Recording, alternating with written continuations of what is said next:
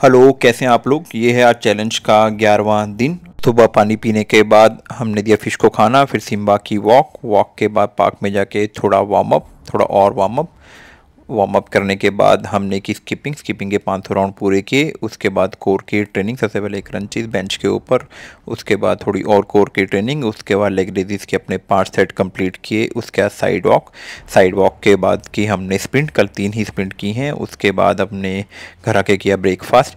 Gym कल हमारा बंद था 1 बजे के बाद, तो हम गए हैं अपने पुराने gym anytime fitness Paschim Vihar.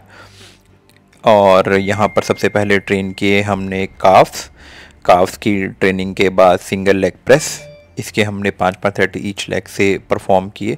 और सिंगल लेग प्रेस परफॉर्म करने के बाद हमने लेग प्रेस की जो नॉर्मल तरीके से होती है उसके हमने 6 सेट परफॉर्म किए। लेग प्रेस को के अंदर जो लेग्स के अंदर हमने यही 2 वर्कआउट किए हैं। और लेग्स करने के बाद हमने ट्रेन की है चेस्ट प्रेस की मशीन के ऊपर, इसके 4 राउंड किए। फिर चेस्ट फ्लाई, इसके हमने 5 राउंड कल परफॉर्म किए हैं। और चेस्ट फ्लाई के बाद हमने किए हैं पुलअप्स, क्योंकि अब बैक को ट्रेन करना था, तो पुलअप के अप टू फेलियर के 5 सेट कंप्लीट किए। और पुलअप के बाद हमने किया लेट पुल डाउन के 4 सेट। और चारों सेट के अंदर जो रैप रेंज है वो 10 से 12 की रखी।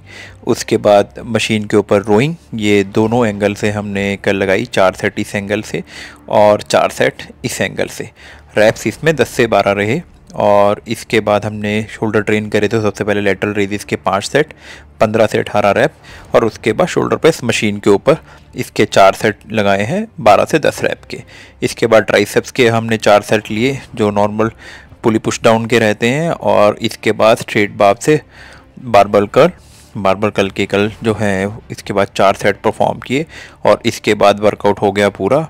और वर्कआउट के बाद ये है हमारा डिनर। आज बुक में हमने पढ़ा ताई ची के नाम से एक चाइनीज़ मार्शल आर्ट फॉर्म है, उसके बारे में।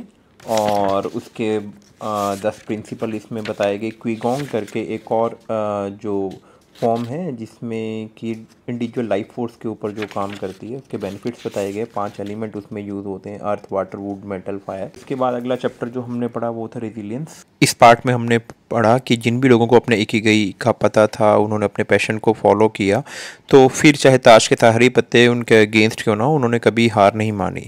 लेकिन उसके लिए उनको अपने माइंड को, अपनी बॉडी को, इमोशनल रेजिलियंस को ट्रेन करने की ज़रूरत थी, ताकि वो किसी भी ऑड सिचुएशन में गिव अप ना करें। वो सोचते थे सिर्फ उन चीज़ों के बारे में जिनको कि वो कंट्रोल कर सकते हैं, और जिन चीज़ों को कंट्रोल नहीं कर सकते तो उनकी चिंता नहीं की और उसके ऊपर टाइम अपना इन्वेस्ट नहीं किया। इसके बाद फिश को दिया अपना खाना, सारे टास्क पूरे। Good night.